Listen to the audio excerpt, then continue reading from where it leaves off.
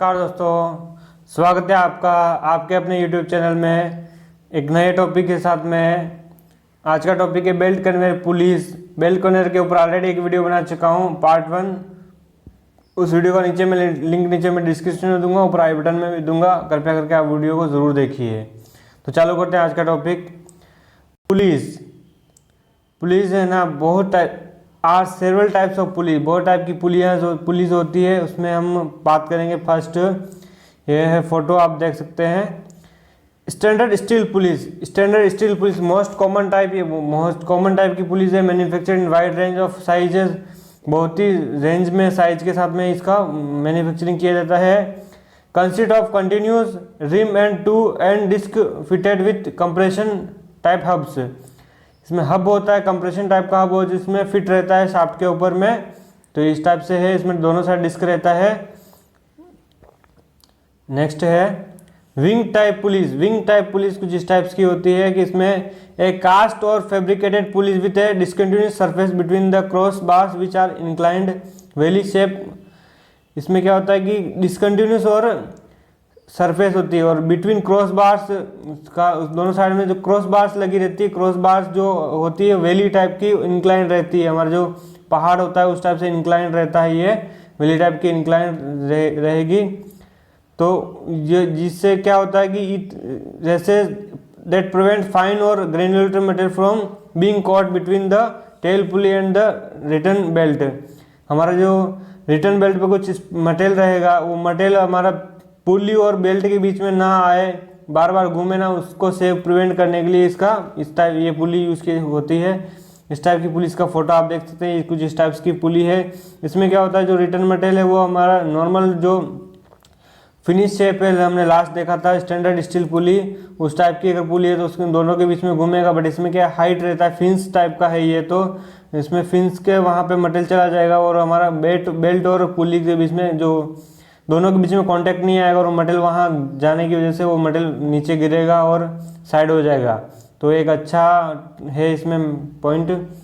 Next है negative crown pulley में क्या होता है कि a pulley with raised area set equally in from each end. इसमें क्या दोनों साइड से राइजिंग सेट रहता है एरिया उसका। Aids in belt tracking commonly use on tail pulley, इस बेल्ट ट्रैकिंग में यूज़ किया जाता है इसको कॉमनली। अपना दोनों साइड में उस राइजिंग रहेगा तो बेल्ट साइड नहीं जाएगा। इस टाइप का पुली का फोटो इस टाइप से देखो, ये आप देख सकते हैं, ये फोटो इसका इस टाइप की पुली होती है। इसका ये नेगेटिव क्राउन पुली होती है। नेक्स्ट है कर्ड और क्राउन पुली क्या होता है, a pulley that taper equally from both side. जैसे हमने अभी नेगेटिव क्राउन देखा था तो वो दोनों साइड से राइजिंग है, बट ये क्राउन मतलब दोनों साइड से नेगेटिव है। इसमें दोनों साइड से पॉजिटिव, नेगेटिव पुली में दोनों साइड से ऊपर उठ रहा था, इसमें दोनों साइड से डाउन हो रहा है। ये है equally taper from both ends towards centre, the diameter being greatest at the centre. इसमें डायमीटर सेंटर में ज़्यादा होता है। ये एक optional crown face, curved crown face, ये दो टाइप्स की है इसमें। तो क्राउन पुली हमारा कहाँ हम देखे होंगे, आप याद करेंगे तो क्राउन पुली हम बेल्ट बकेट इलेक्टर होता है, उसमें बॉटम ड्रम में क्राउन टाइप का ड्रम रहता है, और टॉप में हमारा जो हेड ड्रम है उसमें फ्रिक्शन लाइनर लगाते हैं, वो भी क्राउन होते हैं। तो एक वहाँ हमको ये चीज़ देखने को मिलती है, वहाँ उसका पर्पज़ क्या है वो हमको समझ में आएगा। जिससे बेल्ट साइड नहीं भाग जाएगा, उसके लिए ही ये बेल्ट को सेंटर करने के लिए ही इसका मेन पर्पज़ होता है, यूज़ किया जाता है। स्नप पुली, फोटो में आप देख रहे हैं जैसे कि स्नप पुली क्या है, increase degrees of the belt wrap area, degree angle उसका बढ़ाएगा, कॉन्टैक्ट एंगल बढ़ाएगा। A drive pulleys in order to increase friction, contact angle बढ़ेगा तो उससे फ्रिक्शन बढ़ेगा तो बेल्ट को ड्राइव करने में इजी रहेगा। ये उसका मेन पर्पज़ है स्नप पुली का। हम देख ग्रिप एंगल है उसको बढ़ाएगा वो। Bend pulleys use to change belt direction as required, example gravity takeups. जो बेंड पुली है फोटो में दिखाया गया है, स्नप पुली के बाजू में बेंड पुली दिखाया गया है। बेंड पुली क्या है, हमको डायरेक्शन चेंज करने के लिए काम करने के पर्पज से इसका यूज़ किया जाता है। हम नेक्स्ट है पुली लेगिंग्स। पुली लेगिंग क्या होती है और इसका क्या पर्पज है उसके ऊपर हम बात करेंगे। Police can be covered with rubber और फैब्रिक मटेरियल। जो हमारा पुली है उसको रबर और फैब्रिक से किया जाता है। क्यों किया जाता है कि अगर हम पुली है स्टील की या किसी मेटल की बनी है फॉर एग्जांपल, और हमारा बेल्ट है रबर का, और दोनों के बीच में रबर और मेटल के बीच में कांटेक्ट होगा तो वो ज़्यादा हार्मफुल है बेल्ट के लिए। और अगर उसमें हम फैब्रिक या रबर लगा दिया उस पुली के ऊपर तो रबर टू रबर कांटेक्ट में हीट जनरेशन कम होगा और उसको बेल्ट की हार्म है लाइफ ज़्यादा आएगी। यही उसका मेन पर्पज़ है। Lagging is used on driving pulleys to increase the coefficient of friction between the belt and the pulleys. ये driving head drum head pulley, tail pulley, bend pulley, वो सब जगह पे स्नब पुली, वहाँ सब पे लगभग पे ये हमारा लेगिंग्स लगाते हैं। लेगिंग्स की वजह से कोफिशिएंट ऑफ फ्रिक्शन बढ़ता है। कोफिशिएंट ऑफ फ्रिक्शन बढ़ेगा तो वो ड्राइव करने में ईजी रहेगा। फ्रिक्शन नहीं है तो ड्राइव नहीं हो पाएगा। फॉर एग्जांपल हम चलते हैं तो हमारे ज़मीन और हमारे पैरों के बीच में फ्रिक्शन है, उसकी वजह से हम चल पाते हैं, नहीं तो हम नहीं चल पाएंगे। ये एक रूल है। अब फॉर एग्जांपल हमारा चलते चलते हमारा केले के छिलके पर पेड़ लगा, तो केले के छिलके पर पेड़ लगा तो क्या फ्रिक्शन ज़मीन और हमारा पैर के बीच का जो फ्रिक्शन है वो ख़त्म हो जाएगा। फ्रिक्शन खत्म होने को स्लिपरी होकर हम धड़ाम से गिर जाएंगे, यानी कि फ्रिक्शन नहीं है तो हम स्लिपेज होगा। तो सेम हमारा बेल्ट के अंदर, बेल्ट जब ड्राइव करने में उसको फ्रिक्शन नहीं मिलेगा तो स्लिपेज होगा। स्लिपेज की वजह से वो बेल्ट रोटेट नहीं कर पाएगा। तो ये इसका मेन पर्पज है लेगिंग का। Lagging also help to reduce abrasive wear on the pulleys face and to create a self cleaning action on the surface of the pulleys. Self cleaning के लिए भी इसका यूज होता है और अब्रेसिव वियर को भी प्रिवेंट करता है। Police should always be legged. Police हमेशा उसमें लेगिंग होना ज़रूरी है। इस टाइप से ये पूरी लेगिंग्स का फोटो दिखाया गया, आप देख सकते हैं लेगिंग कर रहा है उसका। Lagging types, 3 types of lagging, vulcanised, cold bonded, mechanical. 3 types की है, वल्कनाइज्ड, कोल्ड बॉन्डेड, मैकेनिकल। ये 3 टाइप्स के फोटो आपको दिखाए गए, आप देख सकते हैं ये 3 टाइप्स की होती है। पुलिस मैकेनिकल में बोल्टेड रहेगा और बाकी कोल्ड वल्कनाइज में और बॉन्डेड में भी वो रहेगा। Idlers located at the top and bottom side of the frame work. जो हमारा फ्रेम है, बॉडी है अपना बेल्ट का, उसमें टॉप और बॉटम में रहेगा बेल्ट का। Supports the belt and keep it centred on the framework. जो हमारा बेल्ट है उसको सेंटर करने के लिए और सपोर्ट करने के लिए आइडलर्स का यूज किया जाता है। Idlers require proper support and protection for the belt. Proper support करता है और प्रोटेक्शन करता है बेल्ट को। And proper support for the load being conveyed. जो लोड कन्वे कर रहे हैं उसमें कैरिंग आइडलर हमारा सपोर्ट करेगा। अगर कैरिंग आइडलर नहीं है तो हमारा लोड, बेल्ट का लोड है वो नहीं होगा, कन्वे नहीं कर पाएगा। तो लोड को भी लोड कैरिंग कैपेसिटी भी वो प्रोवाइड करता है आइडलर बेल्ट को। Frictional resistance two of the idlers can influence belt tension and consequently the house power requirement. Idler है जो फ्रिक्शन है उसको कम करेगा, क्योंकि आइडलर रोटेशन में रहेगा तो रोटेशन होने की वजह से फ्रिक्शन नहीं रहेगा और टेंशन भी बराबर रहेगा, और वो उससे हमारा हॉर्स पावर का रिक्वायरमेंट, जो उसका बेल्ट का पावर है वो रिक्वायरमेंट भी बराबर रहेगा। 2 basic type of idlers, carrying idlers and return idlers. 2 type का होता है, कैरिंग आइडलर और return idler. Carrying idlers support the loaded run of the conveyor belt. जो हमारा लोडेड है बेल्ट है, कन्वेयर रनिंग है, उसको सपोर्ट करता है। Have 2 general configuration, 1 is used for troughed belt and usually consist the 3 rolls. Troughed belt है होता है उसमें 3 रोल्स होता है। Second is use to support flat belt. Flat belt को भी सपोर्ट करने के लिए भी इसका यूज़ किया जाता है। आप देखेंगे तो साइड में standard line troughing rollers, standard offset troughing rollers, ये दोनों टाइप्स के हैं। ये इस टाइप्स के रोलर्स रहते हैं।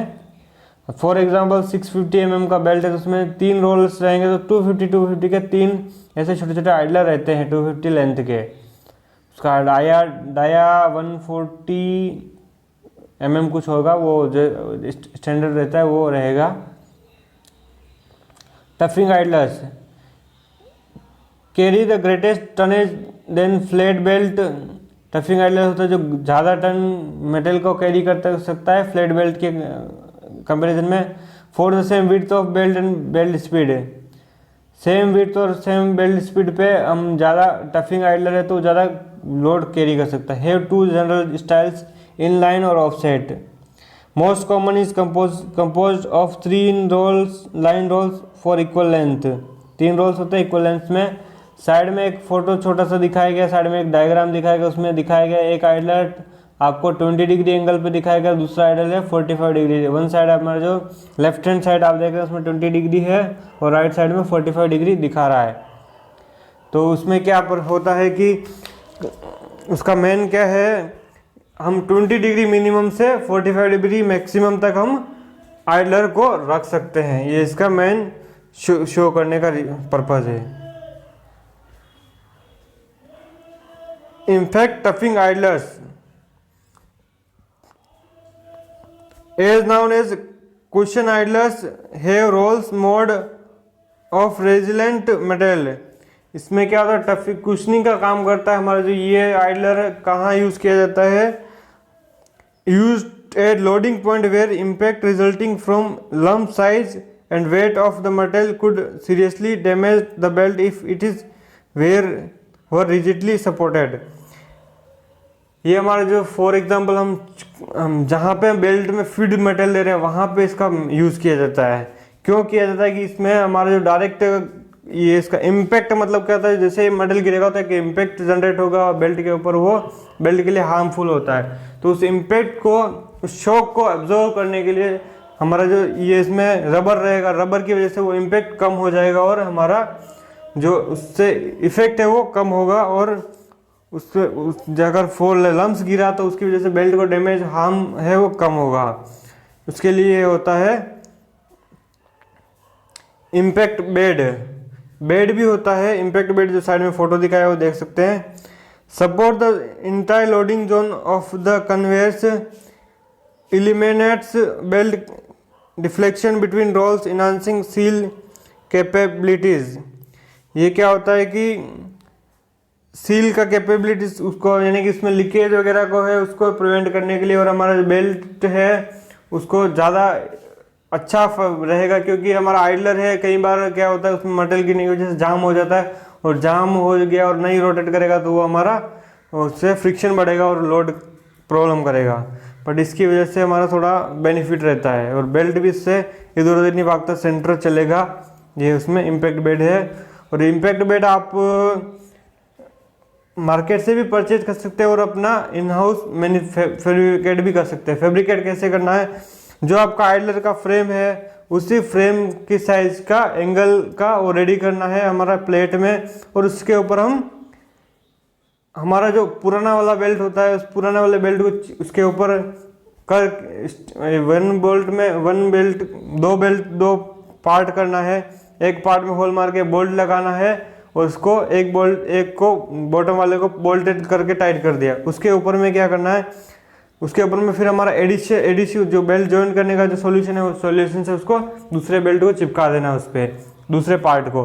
तो उससे क्या डबल लेयर हो जाएगी, और फर्स्ट तो वो बोल्टेड होगी इस प्लेट के साथ में, उसके ऊपर में डबल लेयर हो गई। तो हमारा ये अपना जो बाहर से खरीदेंगे तो कॉस्टली है, अगर हमने इन हाउस फैब्रिकेटेड किया हुआ है तो वो लो कॉस्ट में पड़ेगा। और उसमें क्या आपको है कि जब भी आप बेल्ट चेंज करेंगे तो ओनली आपको ऊपर नीचे वाला बोल्टेड वाला तो ऐसे फिक्स है, ऊपर वाले को ऊपर ओनली बेल्ट चिपकाना रहेगा, और वो आपको कंटिन्यूसली अच्छा लाइफ देगा। उसमें लो कॉस्ट में हम कर सकते हैं। वो हमारा जो ओल्ड बेल्ट है उस बेल्ट का रीयूज कर सकते हैं इसमें हम बना के। Belt training idlers, carrying idlers. Belt training मतलब बेल्ट को कैरी करने वाला idler. Help to maintain belt alignment, belt का अलाइनमेंट को मेंटेन करने के लिए हेल्प करता है। Typically has the carrying roll frame mounted on the a centre pivot approximately perpendicular to the belt conveyor. Belt conveyor का है बेल्ट के जिसके में परपेंडिकुलर रहता है, उसमें आइडलर छोटे छोटे आइडलर वो जो उसको बेल्ट को अलाइन करने के लिए सपोर्ट करता है। Carrying rolls can become skewed with respect to the centre line of the conveyor है उसके साथ में, सेंटर लाइन के साथ में उसको स्क्यू कर सकते हैं। As the belt transverse the skew rolls they urge the displaced belt to return to the conveyor. जब हम आइडलर बेल्ट के इस कैरिंग इस आइडलर को हम स्क्यूड करते हैं, तो स्क्यूड करने के बाद में वो अर्ज मतलब होता है कि उसको बोलता है कि तुम सेंटर जाओ करके बेल्ट को, तो वो मतलब उसका दोनों का ऐसा कॉम्बिनेशन है कि उसको जब स्क्यू करेंगे तो बेल्ट को ऑटोमेटिक सेंटर जाना पड़ता है। वही इसका पर्पज है man. Help to roll return the proper alignment. Fix guide rolls placed perpendicular to the edge of the belt conveyor are not recommended. इसमें क्या फिक्स्ड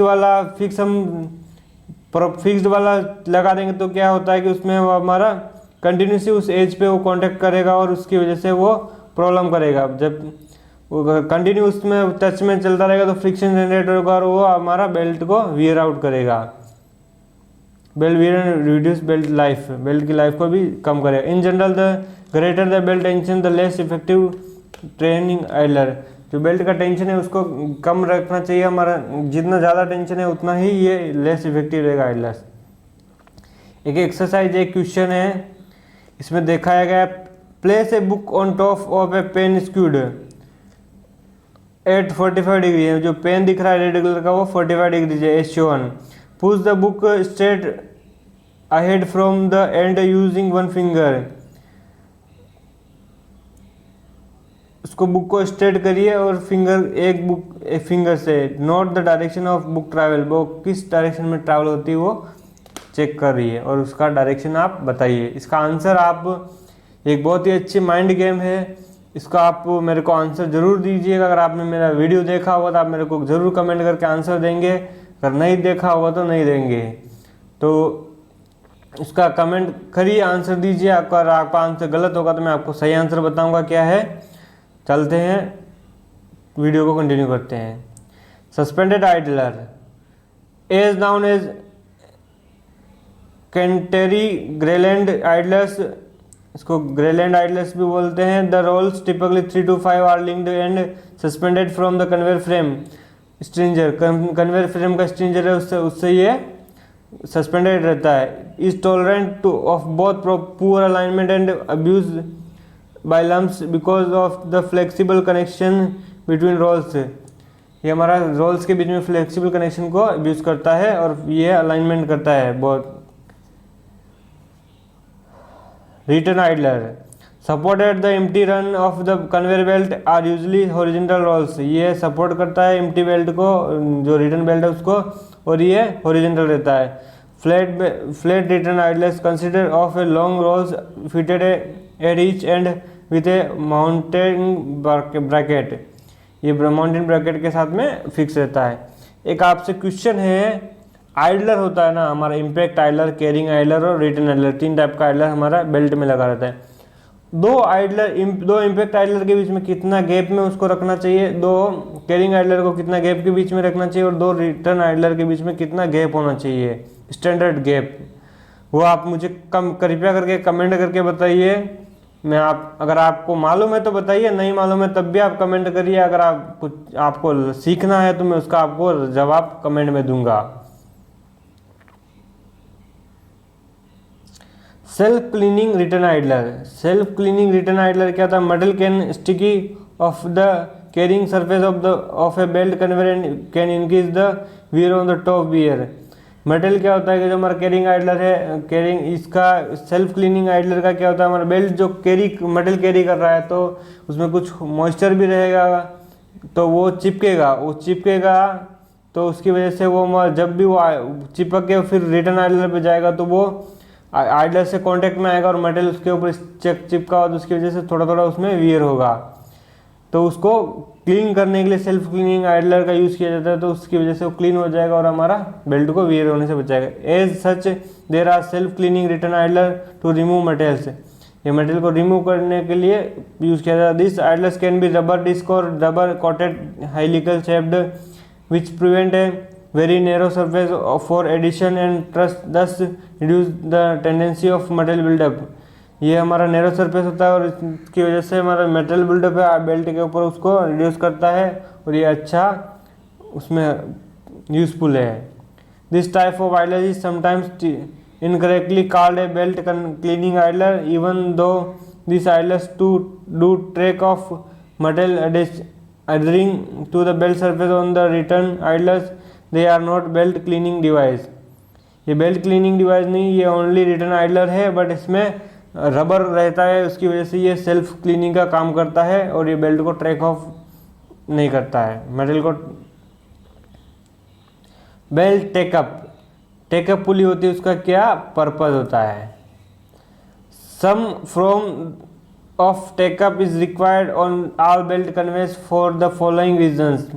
इन कुछ रीजन के लिए बेल्ट का टेकअप किया जाए। Ensure proper amount of slack side tension at the drive pulley to prevent belt slippage.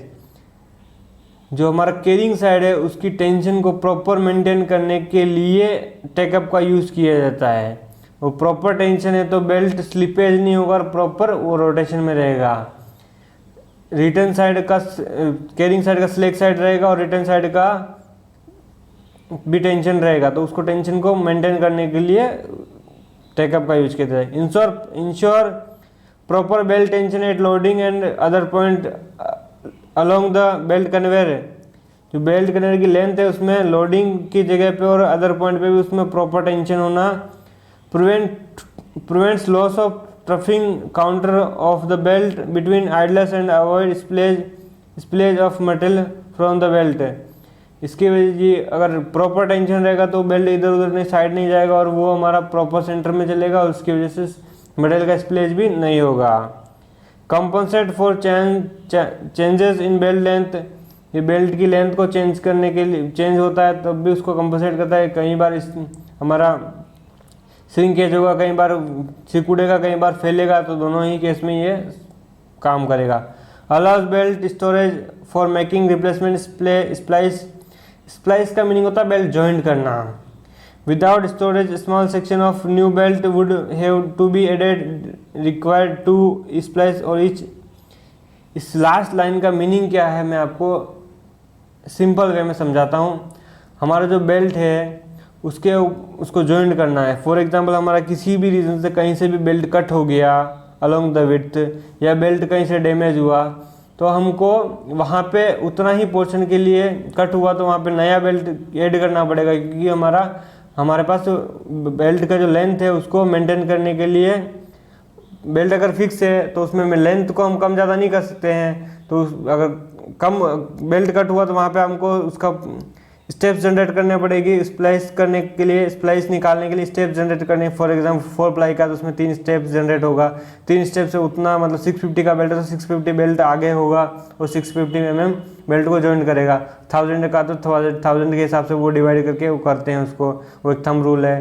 तो 1 metre belt कम हो गया तो उतना बेल्ट को हम एडजस्ट कहाँ से करेंगे, तो उसके लिए टेकअप क्या होता है, टेकअप में हम एक्स्ट्रा बेल्ट रख सकते हैं। हमारा फॉर एग्जांपल 2 जॉइंट का 3 जॉइंट का बेल्ट एक्स्ट्रा हम रख सकते हैं। तो वहाँ पे बेल्ट एक्स्ट्रा रहेगा तो हम कभी भी जॉइंट करेंगे तो हमको उतना छोटा सा पार्ट अगर डैमेज हुआ तो उसके लिए हमको उतना छोटा सा बेल्ट कट करके नया बेल्ट नहीं डालना पड़ेगा। मिनिमम 2 जॉइंट के बीच में, बेल्ट के अंदर 2 जॉइंट के बीच में मिनिमम 10 से 12 मीटर का गैप रहेगा तो वो जॉइंट हमारा टिकेगा और अच्छा चलेगा। अगर हमारा जॉइंट का बीच में लेंथ कम है तो वो जॉइंट जल्दी डैमेज हो जाएगा। ये एक थंब रूल है। तो उसके लिए हमको बेटर है कि हमारा टेकअप रहेगा तो वहाँ पे उसमें 2 से ज़्यादा जॉइंट करें, उतना बेल्ट एक्स्ट्रा छोड़ना चाहिए, जिसकी वजह से हमारा बहुत ही अच्छा हेल्प रहेगा। वो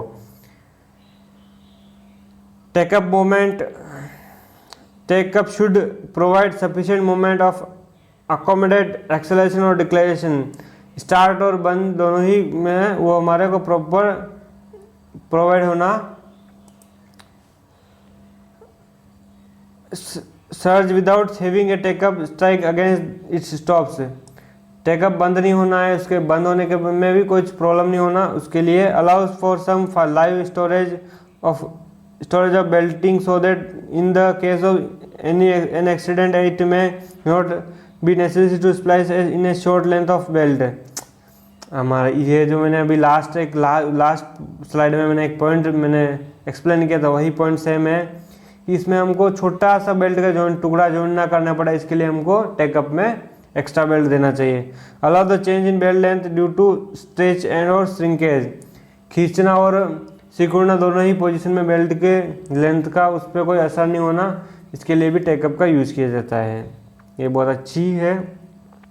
manual take up in compact is compact and low cost, but because the take-up is built at the best periodic, the belt tensions are most always too high or too low।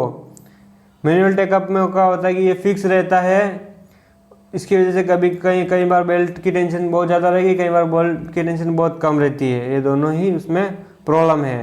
तो ये छोटा length का belt है हमारा, जैसे कि for example कोई cement मिल है एग्जांपल के तौर पे, तो उसका सेपरेटर से रिजेक्ट आ रहा है, रिजेक्ट से मिल के अंदर इनलेट के अंदर पहुंचाने के लिए छोटा बेल्ट की ज़रूरत पड़ेगी वहाँ पे 10-15-20 मीटर का ज़्यादा से ज़्यादा।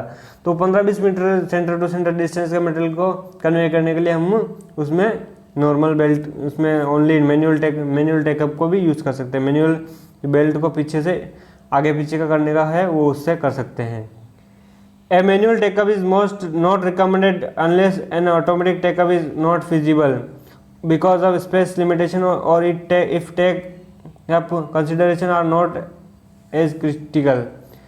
क्रिटिकल भी नहीं, मैंने छोटा एग्जांपल दिया था ना सीमेंट मिल का रिजेक्ट बेल्ट का, तो वो हम कर सकते हैं। उसमें हमारा लेंथ बड़ा ज़्यादा लेंथ का बेल्ट, उसमें टेकअप ज़रूरी है, बिना टेकअप के हम नहीं कर सकते हैं।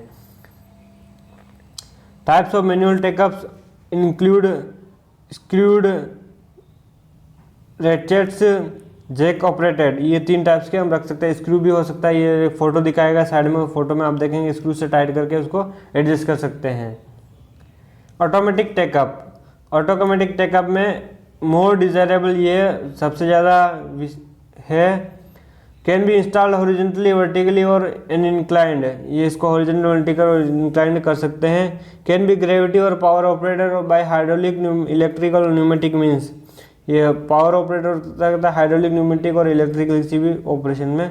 Most common type is gravity, जब सबसे ज़्यादा ग्रेविटी टेकअप का यूज़ किया जाता है।